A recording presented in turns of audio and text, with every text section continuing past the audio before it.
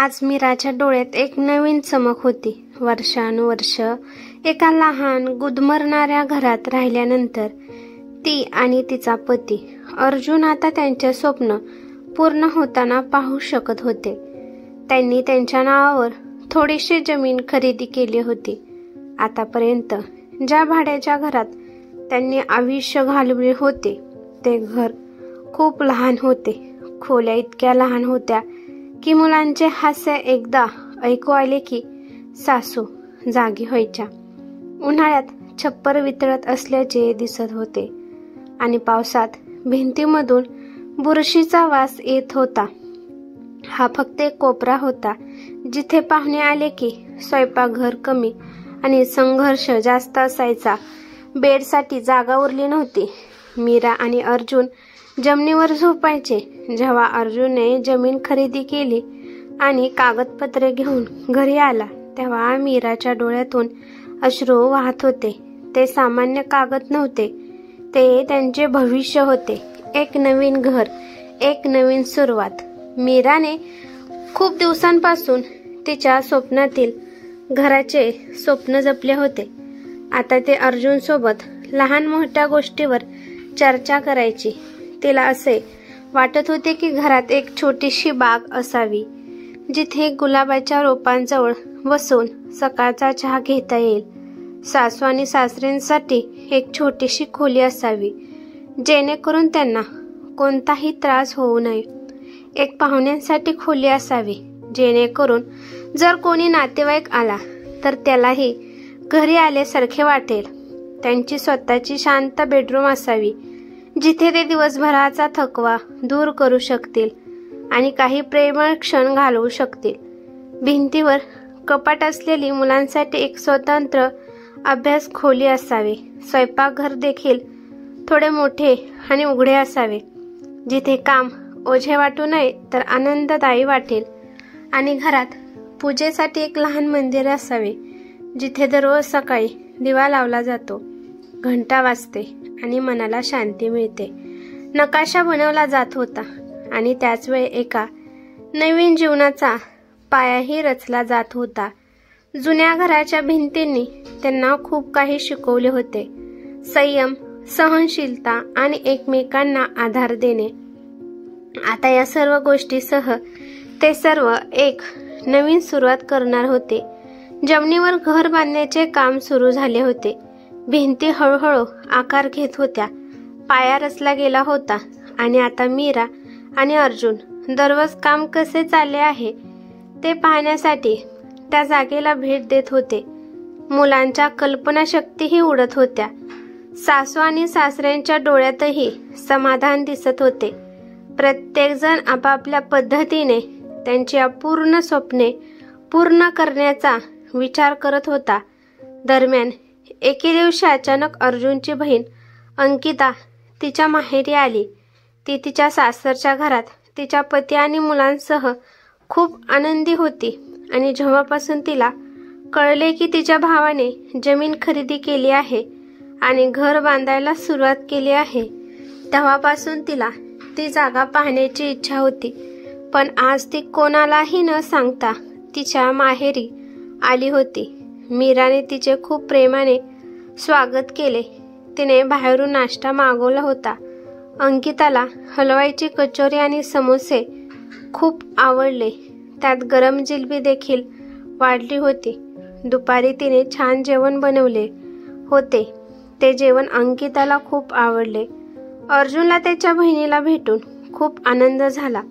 जेवण झाल्यावर त्याने अंकिताचा हात धरला आणि म्हणाला, चल अंकिता, मी तुला माझे नवीन घर दाखवतो।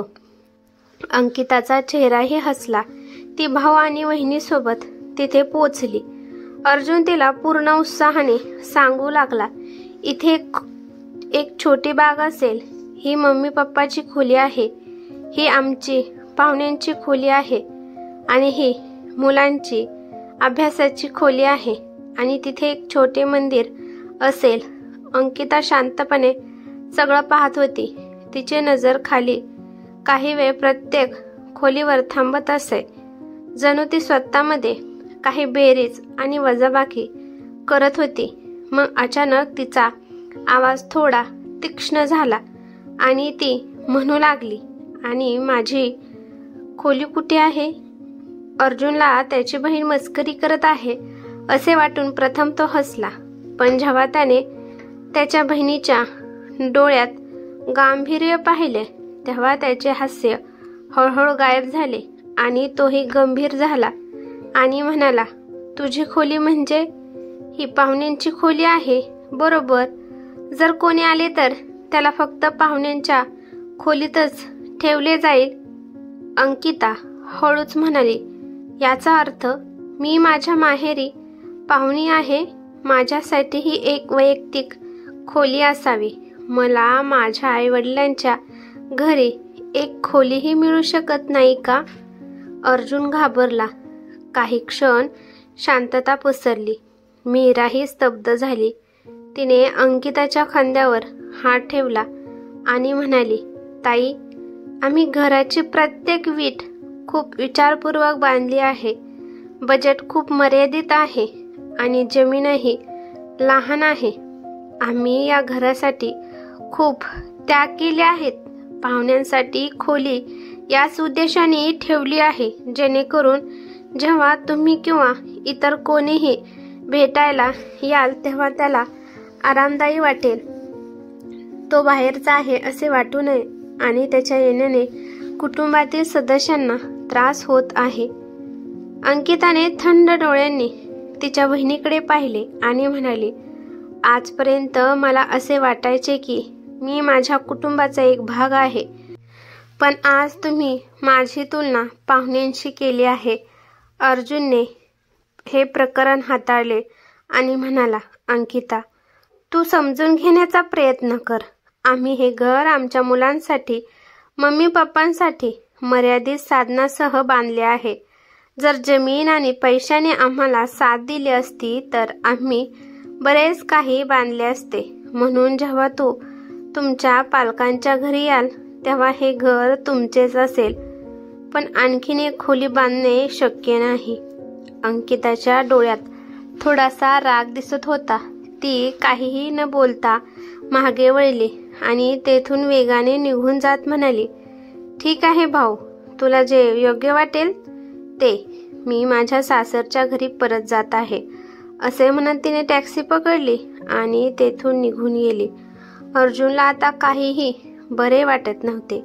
त्याच्या बहिणीच्या बोलण्याचा भार त्याचे मन जड करत होता. मीराने त्याचा हात धरला. तिच्या डोळ्यातही अश्रू होते.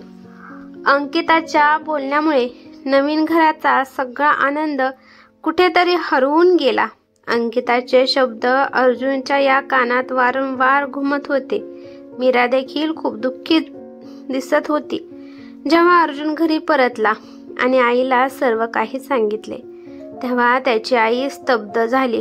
तिला तिच्या मुलीची ही गोष्ट खूप विचित्र वाटली. दुसऱ्या दिवशी सकाळीच तिने तिची बॅग पॅक केली आणि तिच्या मुलीच्या घरी निघून गेली. मीराने तिला बाहेर येताना पाहिले तेव्हा तिने विचारले, आई, तू आता कुठे जात आहेस? तर तिने सांगितले, मी अंकिताच्या सासरच्या घरी जात आहे. अंकिता सासरच्या घरी जात आहे. मीरा म्हणू लागली, आई, जर ती तुम्हालाही काही चुकीचे बोलले तर काय होईल? मग सासू म्हणाली की जर मुलगी चुकली तर आईला तिला सांभाळावे लागेल, म्हणूनच मला जावे लागेल. 1 तासात त्या तिच्या मुलीच्या सासरच्या घरी पोहोचली. अंकिताने दार उघडले तेव्हा तिला तिच्या आईला समोर पाहून आश्चर्य वाटले. ती आश्चर्याने म्हणाली, आई, तू मला सांगितले नाहीस? तिची आई हसल्या आणि म्हणाल्या, का मी तुला भेटायला येऊ शकत नाही का? मग अंकिता आईला घरात घेऊन आली. काही औपचारिक बोलण्यानंतर आई हळूच म्हणाली, अंकिता, मला तुझ्या बोलण्याबद्दल कळले आहे. मग अंकिताही म्हणाली, आई, मला माझ्या आई वडिलांच्या घरी एक वैयक्तिक खोली हवी आहे. शेवटी मी काय चुकीचं मागत आहे? जर दादाचे नवीन घर बांधले जात असेल तर त्यात माझ्यासाठी खोली बनवता येत नाही का? माझ्या आई वडिलांच्या घरात माझा काही अधिकार नाही का? आईने तिच्या हातावर हात ठेवला आणि अतिशय शांत आवाजात म्हणाली, माझा हक्क आहे बेटा, पण प्रत्येक हक्काची एक मर्यादा असते. मध्यमवर्गीय घराचा प्रत्येक कोपरा खूप विचार करून बांधावा लागतो. प्रत्येक विटेत त्याग असतो आणि प्रत्येक खिडकीत एक स्वप्न असते. तू तुझ्या सासरच्या घरातही राहतेस. इथे तुझी एक वैयक्तिक खोली आहे. तुझा नवरा आहे, मुले आहेत, तुझे स्वतःचे जग आहे. तुमच्या आई वडिलांचे घरही नेहमीच तुमचेच राहील.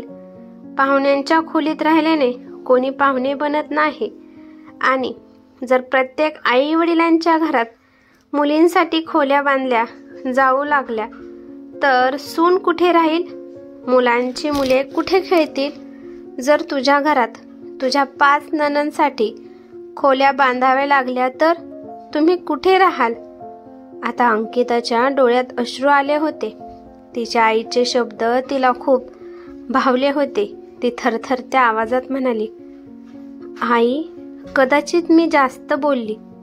आई अंकिताच्या डोक्यावरून हात लावत म्हणाली, नाही बेटा, असे काही बोलू नकोस. फक्त तुझे मन मोठे ठेव.